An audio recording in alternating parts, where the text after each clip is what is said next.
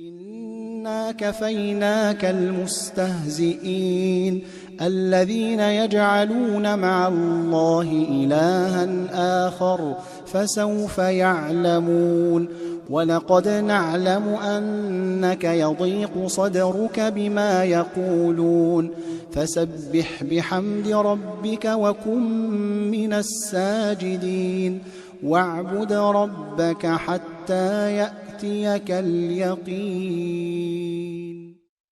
Bismillahirrahmanirrahim, mes chers frères et sœurs, assalamu alaikum wa rahmatullahi ta'ala wa barakatuh.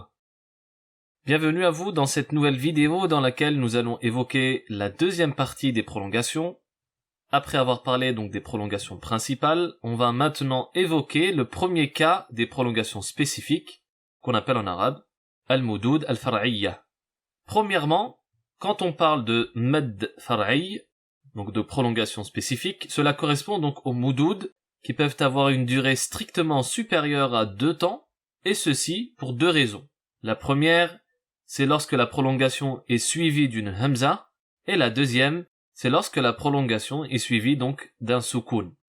Dans cette vidéo, nous allons nous concentrer sur la première raison, c'est-à-dire lorsqu'une prolongation est suivie d'une hamza.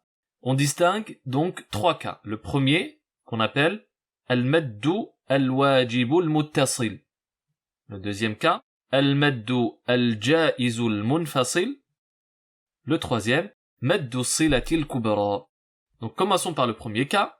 C'est lorsque la hamza est précédée donc d'une prolongation au milieu d'un mot. Et dans ce cas, on parle de mad wajib muttasil. Sa durée est de 4 ou 5 temps. Et la prolongation peut être soit un alif, soit un waw, soit un ya. Prenons des exemples. Dans sourate An-Nasr, إِذَا جَاءَ نَصْرُ اللَّهِ وَالْفَتْحُ. إِذَا جَاءَ. Là, on prononce bien 4 temps. Et on peut faire également avec 5 temps.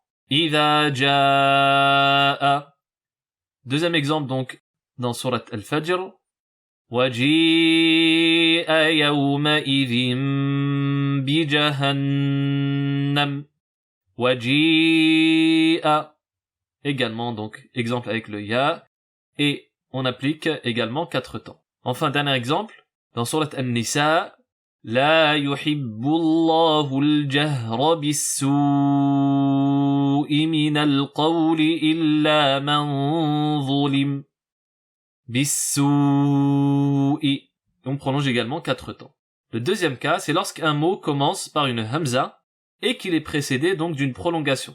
Dans ce cas, on parle de mad jaizun munfasil, c'est-à-dire que c'est en 2 mots et sa durée est également de 4 ou 5 temps. Exemple, dans sourate Al-Bayyinah, وَمَا أُمِرُوا إِلَّا لِيَعْبُدُوا اللَّهَ. Donc dans cet exemple, on retrouve donc 2 fois ce med, une fois avec l'alif et une deuxième fois avec la lettre waw. On prolonge donc bien 4 temps ou bien 5 temps et 5 temps. Deuxième exemple, dans sourate Quraysh, الَّذِي أَطْعَمَهُمْ. الَّذِي أَطْعَمَهُمْ. Et on prolonge également de la même manière 4 ou 5 temps. Le troisième cas découle du mad as-silati sughra que nous avons vu dans la vidéo précédente, mais cette fois-ci, il doit être suivi d'une hamza.